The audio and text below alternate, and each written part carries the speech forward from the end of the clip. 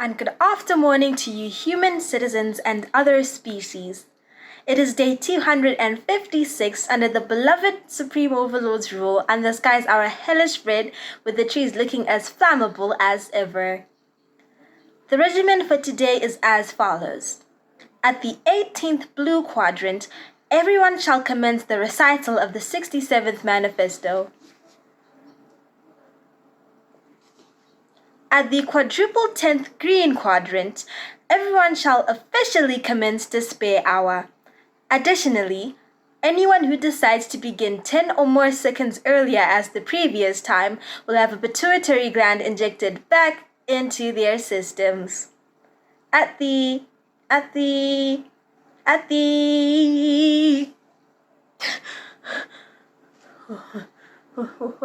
What's going on? Hello?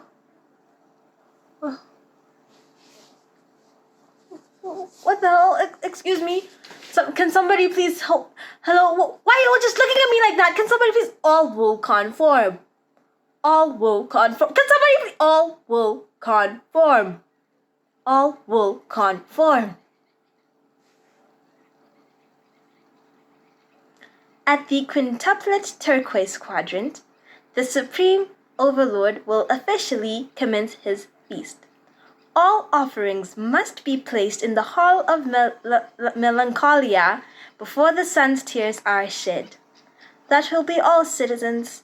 I am News Unit 8567113 signing off. Have a monotonous day.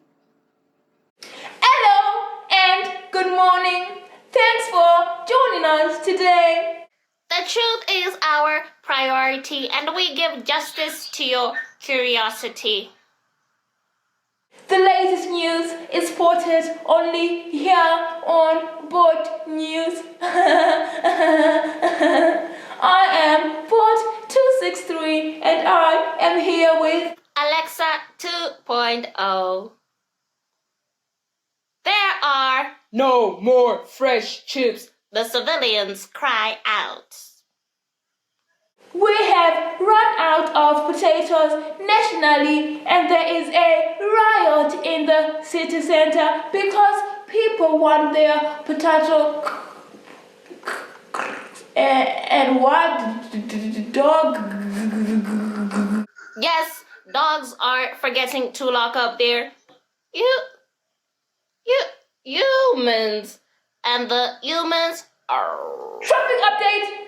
Yes, there are schools of fish blocking the border, and the seahorses cannot cross over for their migration pattern. Shaniqua, the shark's funeral will be held at the Coral Reef next week, Thursday. Anyone who is able to attend and pay their respects, the aquatic family would be delighted. This just in. The 3 little pigs robbed a bank last night. Jake has planted a beanstalk in the CBD, and the flower arrangement department is struggling to keep the weeds under control. And apparently, these recent petty crimes may all be linked to the Cinderella Mafia. Meanwhile, in the waters, Sakura Johnson is on the run for attacking Prudence the pufferfish. She has filed a lawsuit against him, and he is going to be charged for assault.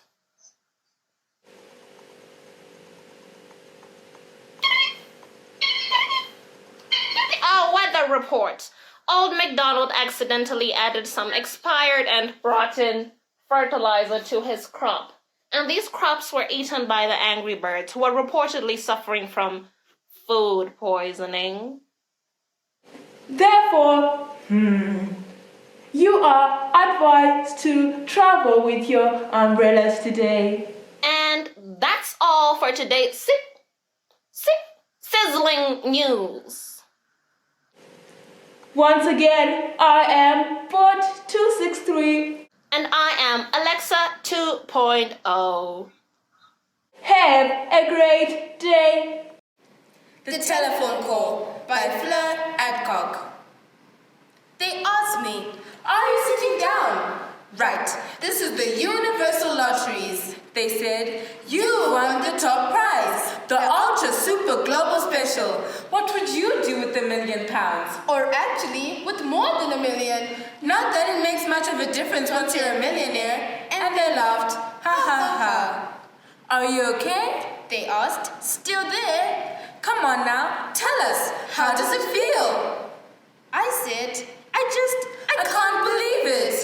They said, "That's what they all say." "What else? Go on, tell us about it." I said, "I feel the top of my head has floated off out through the window, revolving like a flying saucer." "That's unusual," they said. "Go on." I said, "I'm finding it hard to talk. My throat's gone dry. My nose is tingling. I think I'm going to sneeze." Or cry. "That's right," they said. "Don't be ashamed of giving way to your emotions.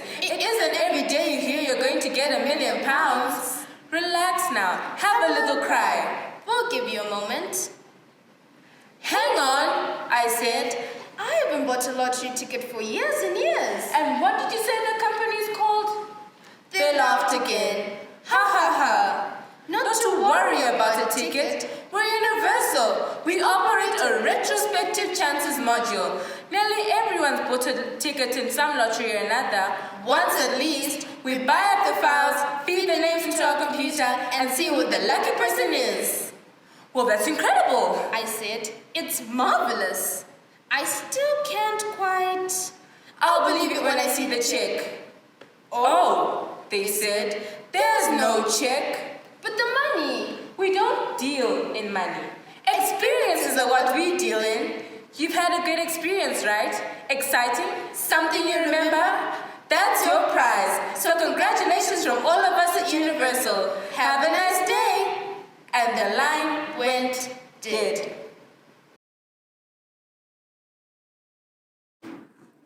Crazy English by Richard Lederer. Let's face it, English is a crazy language. There's no egg in eggplant or ham in hamburger, neither apple nor pine in pineapple. English muffins were not invented in England, or French fries in France. Sweetmeats are candies, while sweetbreads, which are sweet, are meat.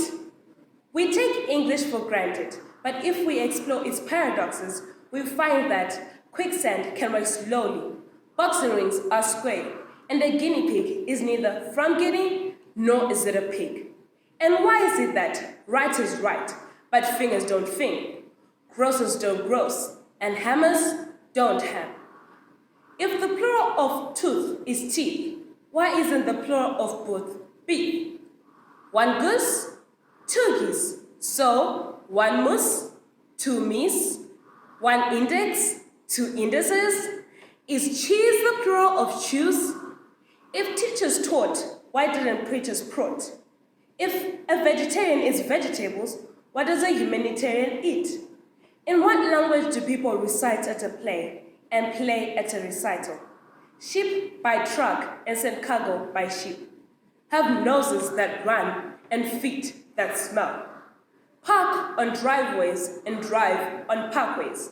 How can a slim chance and a fat chance be the same, while a wise man and a wise guy are opposites? How can the weather be hot as hell one day and cold as hell another? When a house burns up, it burns down. You fill in a form by filling it out. And an alarm clock goes off by going on. When the stars are out, they are visible. But when the lights are out, they're invisible. And why? When I wind up this essay, I end it. But when I wind up my watch, I start it. Now I know why I flunked my English. It's not my fault. The silly language doesn't quite know whether it's coming or going. The Crunch by Charles Bukowski. Too much, too little, too fat, too thin, or nobody. Laughter or tears. Haters, lovers, strangers with faces like the bags of thumbtacks. armies running through streets of blood, waving wine bottles, bayoneting Virgins, or an old guy sitting in a cheap room with a photograph of Marilyn Monroe. There is a loneliness in this world so great that you can see it in the slow movements of the hands of the clock. People so tired, Mutilated, either by love or no love. People just are not good to each other, one on one. the rich are not good to the rich. And the poor are not good to the poor. We are afraid. Our educational system tells us we can all be big-ass winners. It hasn't told us about the gutters or the suicides. Or the terror of one person aching in one place alone, untouched, unspoken to, watering the plants. People are not good to each other. People are not good to each other. People are not good To each other. I suppose they never will be. I don't ask them to be. But sometimes I think about it. The beats will swing, the clouds will cloud. And the killer will behead the child, like taking a bite out of an ice cream cone. Too much, Too little, too fat, too thin, or nobody. More haters than lovers. People are not good to each other. Perhaps if they were, our deaths wouldn't be so sad. Meanwhile, I look at young girls, Still, flowers of chance. there must be a way. Surely there must be a way that we've not yet thought of. Who put this brain inside of me? It cries. It demands. It says that there's a chance. It will not say No.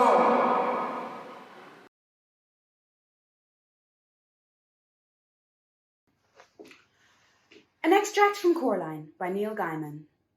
If you want to stay, said her other father, there's only one little thing you'll have to do so you can stay here forever and always.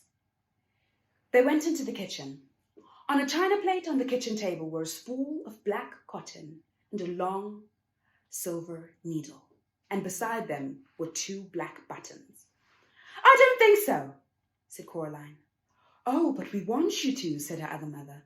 We want you to stay, and it's only a little thing. It won't hurt, said her other father. Coraline knew that when adults said something wouldn't hurt, it almost always did. She shook her head.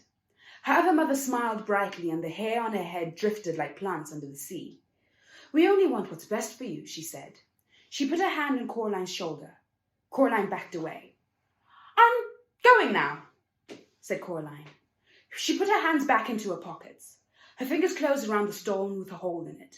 Her other mother's hand scuttled off Coraline's shoulder like a frightened spider. If that's what you want, she said. Yes, said Coraline. We'll see you soon, though, said her other father. When you come back? Said Coraline. And then we'll be together as one big happy family, said her other mother. Forever and always. Coraline backed away. She turned and hurried into the drawing room and pulled open the door in the corner. There was no brick wall there now, just darkness. A night black underground darkness that seemed as if things might be moving. Coraline hesitated. She turned back. Her other mother and her other father were walking towards her, holding hands.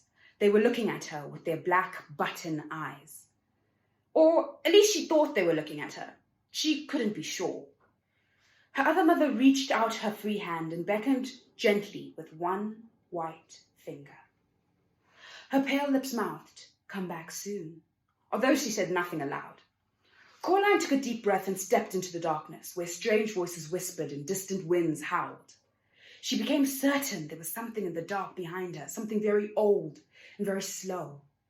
Her heart beat so loud and so hard, she was scared it was going to burst out of her chest. She looked into the darkness. Extract from In Love and Trouble, Stories of Black Women, Rose Lily, by Alice Walker.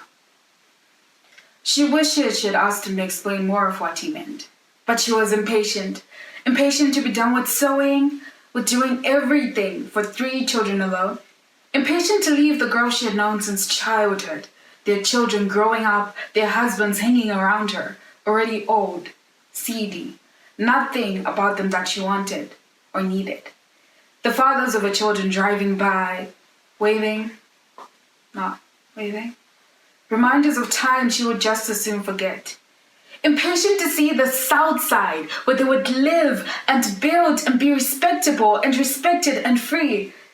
Her husband will free her. A romantic hush, proposal, promises, a new life. Respectable, reclaimed, renewed, free, in robe and veil, or forever hold. She does not even know if she loves him. She loves his sobriety, his refusal to sing just because he knows the tune. She loves his pride, his blackness, and his gray car. She loves his understanding of her condition. She thinks she loves the effort he will make to try redo her into what he truly wants. His love of her makes her completely conscious of how in love she was before. This is something, though it makes her unbearably sad, melancholy. She blinks her eyes, remember, she is finally being married, like other girls. Like other girls. Women? Something strains upwards behind her eyes. She thinks of this something as a rat, trapped, cornered, scurrying to and fro in her head, peering through the windows of her eyes. She wants to live for once, but doesn't quite know what that means. Wonders if she has ever done it, if she ever will. The preacher is odious to her. She wants to strike him out of the way, out of her life, with the back of her hand. It seems to her that he has always been standing in front of her, barring her way. His peace. The rest she does not hear. She feels a kiss, passionate, rousing within the general pandemonium. Cars drive up blowing their horns. Firecrackers go off. Dogs come from under the house and begin to yelp and bark. Her husband's hand is at the clasp of an iron gate.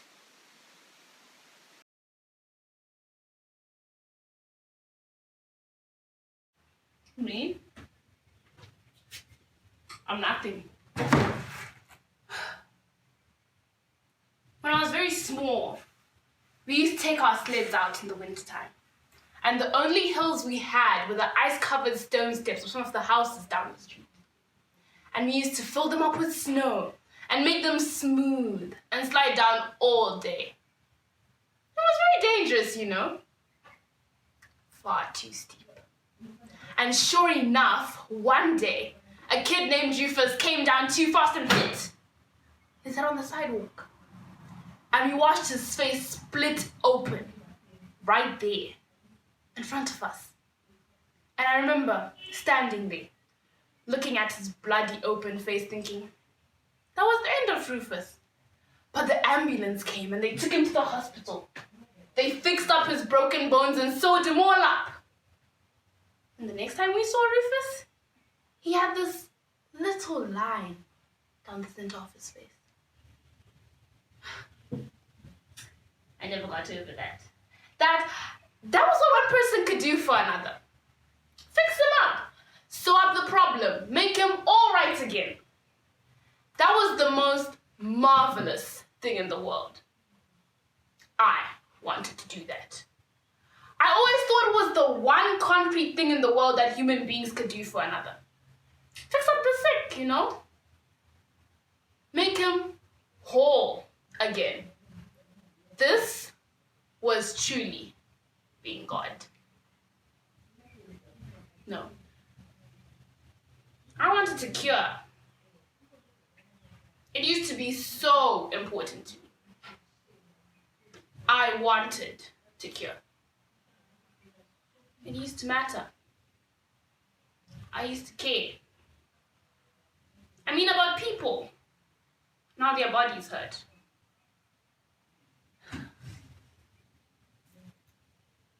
I think I stopped.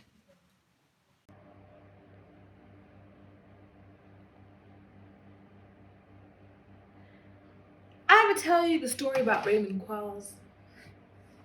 Not much story to it. Boy I had a crush on when I was 13 or so. Real rough looking boy. Beat up Levi's, messy hair, terrible underbite. But he had these beautiful cowboy boots. Shiny, chocolate leather. He was so proud of those boots, you could tell. The way he'd strut up, arms and elbows puffed up and cockshirt.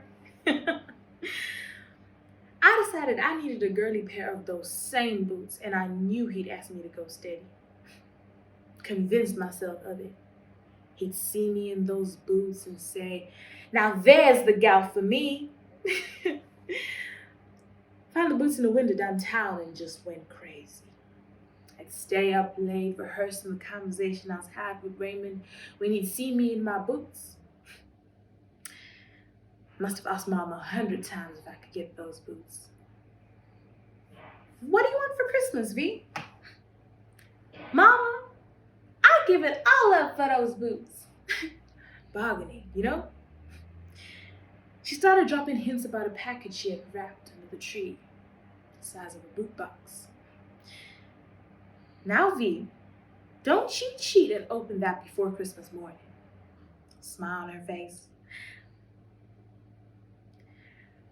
Christmas morning, I was up like a shot under that tree, ripping open that box. They wear a pair of boots, all right. Men's work boots. Holes in the toes, chewed up laces, caked in mud and dog poo. No, my mama laughed for days. My mama was a mean, nasty old woman. I guess that's where I got it from. I chose to take care of the baby. Because that's what people did. I got a job. I got a lot of jobs. In fact, and each one of them sucked. Because what other job could I get? Not much of a choice there either, I'm afraid. And yeah, I got fired for most of them. Usually because I was late, but I didn't choose to be late. Things happened that made me late. Sometimes it was Joyce, sometimes it was the tea. One time I got my car taken. Why did I get my car taken? Because I missed the payment. And why did I miss the payment? Because I had to pay for the dentist instead. Why did I have to pay the dentist? I've done this 100 times over in my head, Mikey. I think you should hear it too. Why did I have to pay the dentist? Because I didn't have insurance and I cracked a tooth and left it for 6 months until an abscess formed. Why did I crack a tooth? Because one night I thought I'd save a bit of money and skip dinner. But I got hungry and decided to snack on a piece of candy brittle. That is all it took. A piece of freaking candy brittle and I'm out of a job again. And that's how it always is. If it's not the candy brittle, then it's Joyce's medication, or my phone getting cut off, or Russell Gibbon breaking into my house and stealing the freaking microwave.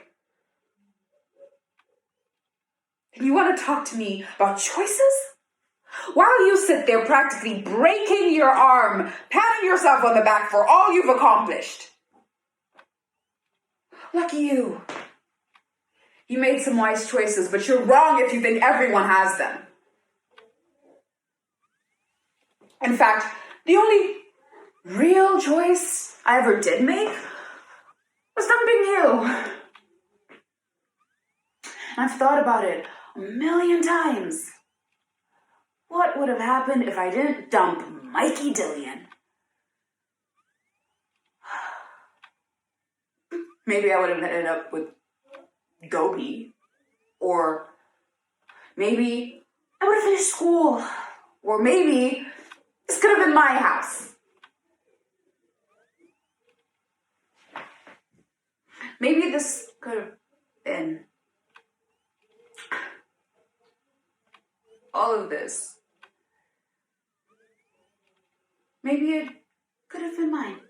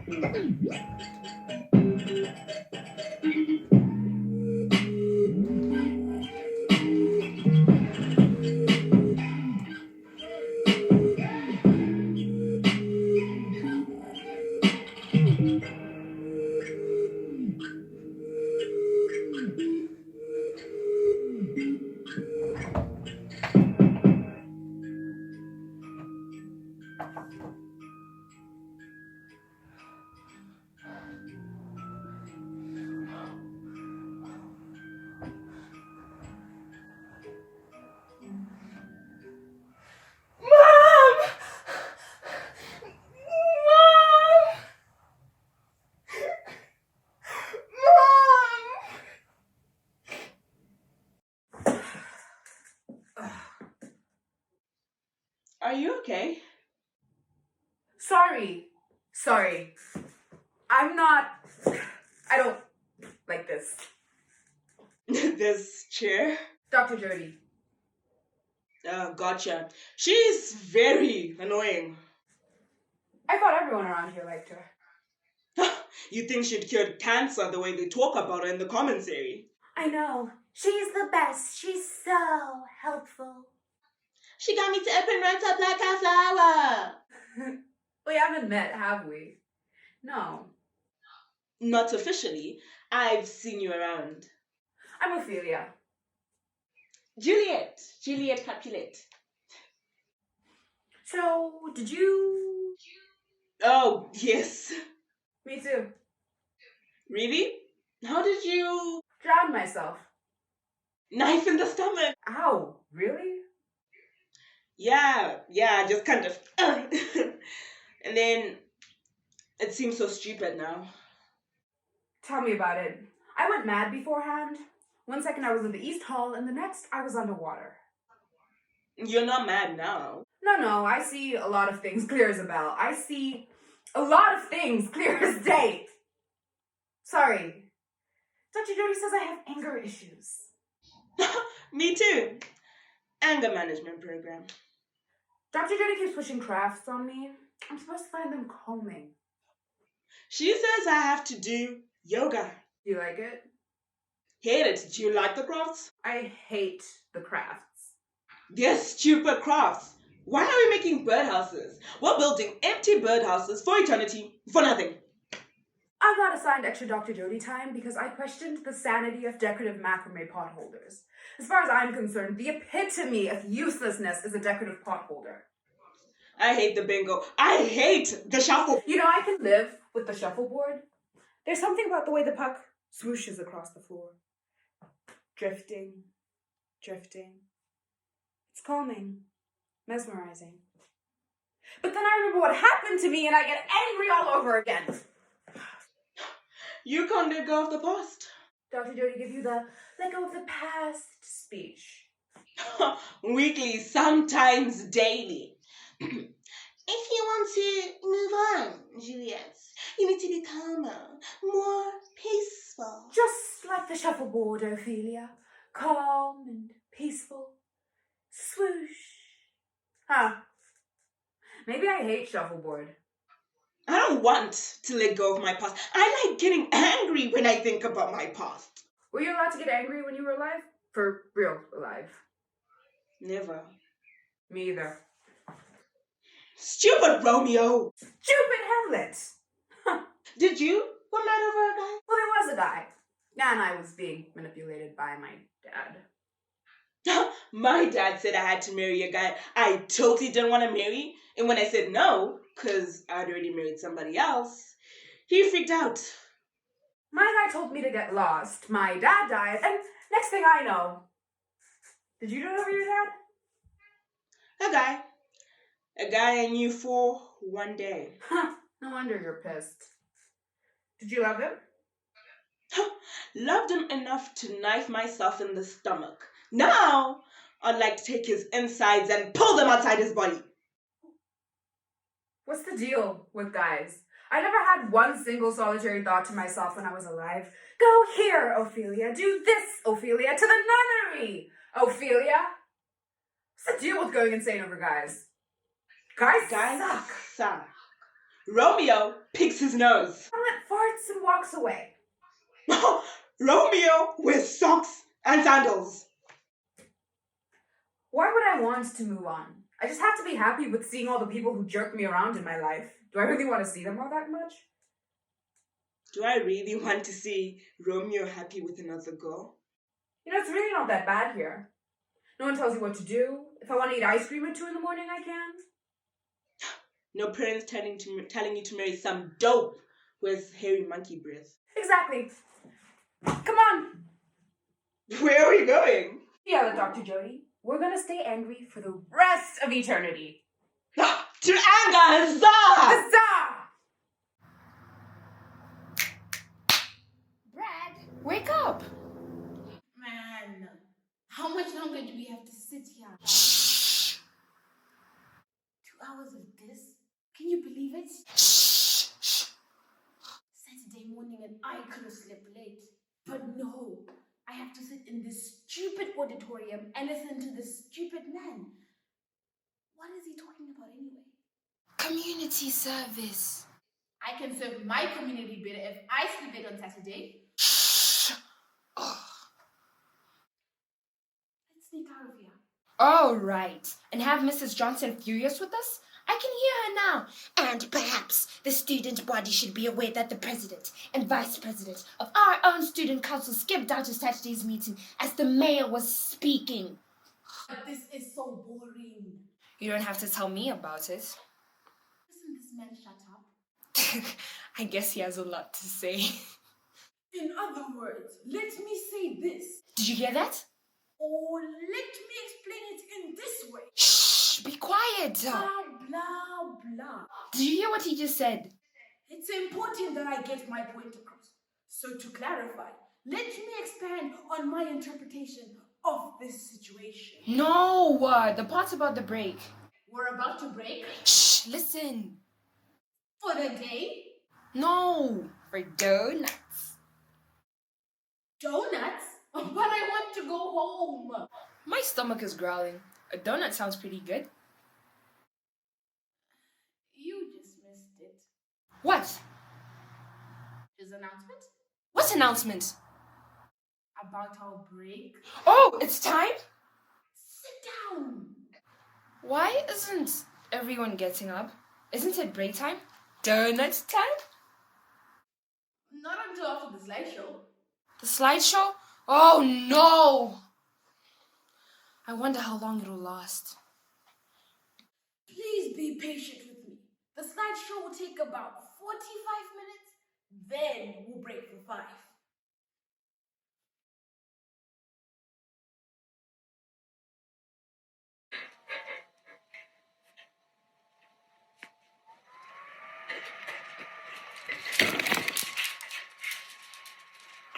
Out damn smart.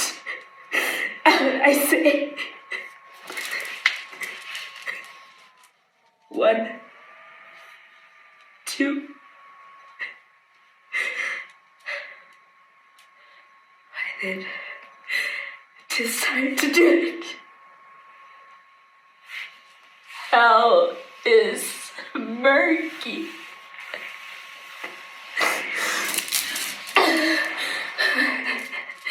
Fine, my lord, fine. A soldier and a feared. What needs we fear who knows it when none can bring our power to account? Yet, who would have thought the old man to have so much like him? But then if I've had a wife, where is she now? Will these hands never be clean? No more of that, my lord. No more of that. You mar all with the starting.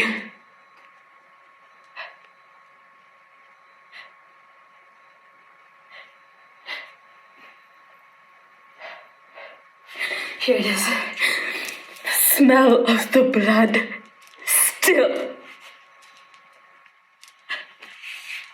all the perfumes in Arabia cannot see to this little hand.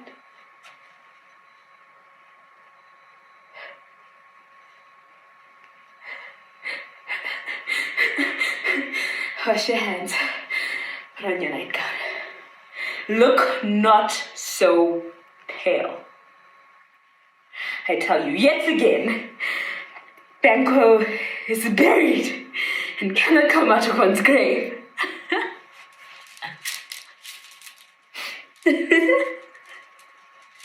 To bed. To bed.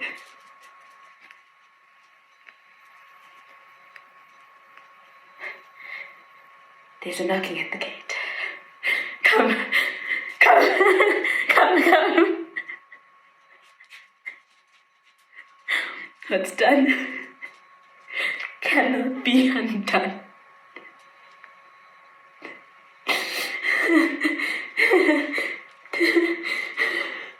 To bed. To bed. To bed. Oh, Gloucester, teach me how to forget myself. For whilst I may think I am thy married wife, and thou a prince, protector of this land, methinks I should not thus be led along, mailed up in shame with papers on my back, and followed by a rabble that rejoice to see my tears and hear my deep-friend groan. The ruthless flint doth cut my tender feet, and when I start, the envious laugh, and bid me be advised how I tread. Humphrey, shall I bear this shameful yoke? Trowest thou that ever outlook upon the world, nor count them happy that enjoy the sun? No. Dark shall be my light at night, my day. To think upon my pomp shall be my hell. Sometime I will say, I am Duke Humphrey's wife, and he a prince, ruler of this land.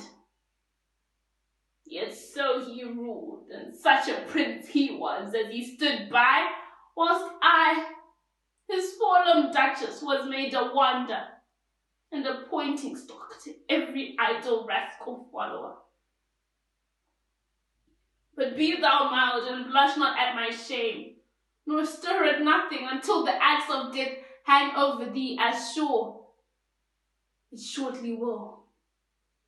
For Suffolk, he that can do all in all with she that hated thee, and hates us all, and York, and impious Bedford, that false priest, have lined bushes to betray thy wings, and fly thou how thou canst, they'll tangle thee.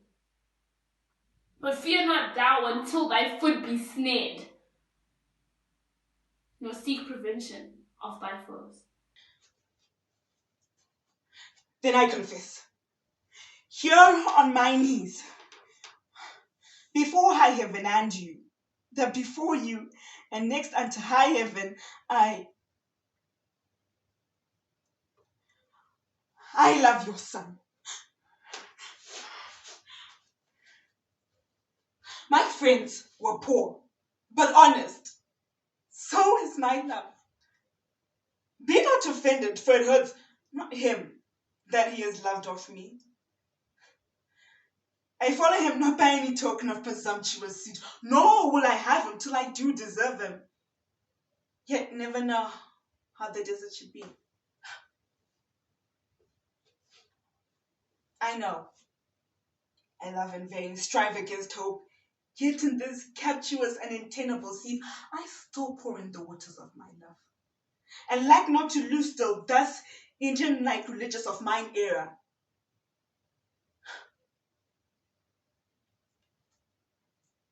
I adore the sun that looks upon his worshipper, but knows of him no more.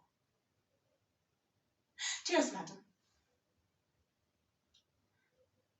let not your hate encounter with my love. For if loving where you do, if yourself, whose aged honor cities a virtuous rouge, did ever so true a flame of liking, wish chastely and love dearly that your Diane was both herself and love. Oh, then, give pity to her, whose state is such that she cannot choose, but lend and give where she is sure to lose. Seeks not that her search implies, but riddle like live sweetly where she dies. I'll attend her here and woo her with some spirit when she comes. Say she be mute and will not speak a word, then I'll commend her volubility and say she uttereth piercing eloquence. If she do bid me pack, I'll give her thanks as though she bid me stay by her a week. If she deny to wed, then I'll crave the day when I shall ask the banes and when be married. But here she comes, and now, Petruchio, speak. Good morrow, Kate, for that's your name, I hear. Well, have you heard but something hard of hearing? They call me Catherine, that do talk of me. You lie in faith, for you are called plain Kate and bonny Kate, and sometimes Kate the curse, but Kate, the prettiest Kate in Christendom. Kate the Kate, hold my super dainty Kate, for all dainties are Kates, and therefore, Kate, take this of me, Kate, of my consolation. Hearing thy loudness praised in every town, thy virtue spoke of, thy beauty sounded, yet not so deeply as to thee belongs. Myself am moved to woo thee for my wife. Move! Good time, let him that moved you hither remove you hence. For I knew you at the first, you were removable. Why, what's removable? A joined stool. Thou hast sitted, come, sit on me. Asses are made to bear, and so are you. Women are made to bear, and so are you. No such a jade as you, if me you mean. Alas, good Kate, I will not burden thee for knowing thee to be but young and light. Too light for a swain like you to catch, and yet as heavy as my weight should be. Come, you wasp, by faith, you are too angry. Well, if I be waspish, best beware my sting. My remedy then is to pluck it out. If the fool can find it where it lies. Who knows not where wasp does wear his sting? In his tail. In his tongue. In whose tongue? Yours if you talk of tails, and so farewell. What, with my tongue in your tail? Nay, come again, good Kate, I'm a gentle. That I'll try. I swear I'll cuff you if you strike again. And so may you lose your arms. If you strike me, you are no gentleman, and if no gentleman, why then no arms? Nay. A herald, Kate. Oh, put me in thy books. What is your crest, a coxcomb? A combless coxswain shall be my head. No cock of mine. You crow too, like a craven. Come, nay, come, Kate. You must not look so sour. 'Tis my fashion when I see a crab. Here is no crab, and therefore look not sour. There is. Show it to me. Had I a glass, I would. What, you mean my face? Well, amid of such a young one. Now, by St. George, I am too young for you. And yet you are withered. 'Tis with care. I care not. Nay, hear you, escape not so. I chafe thee if I tarry. Let me go! No, not a whit. I find thee passing gentle. 'Twas told to me that you were rough and coy and sullen, and now I find you port a very liar. For thou art pleasant, gamesome, passing courteous, but slow in speech. Yet, sweet as springtime flowers. Thou canst not frown, thou canst not look askance as angry wenches do, nor hast thou pleasure to be cross in talk. But thou with mildness entertainest thy wooers, with gentle conference, soft and affable. Why does the world report that Kate doth limp? Aye. O slanderous world! Kate, like the hazel twig, is soft and slender, and as brown in hue as hazelnuts, and sweeter than the kernel. Now, let me see thee walk. Thou canst not halt.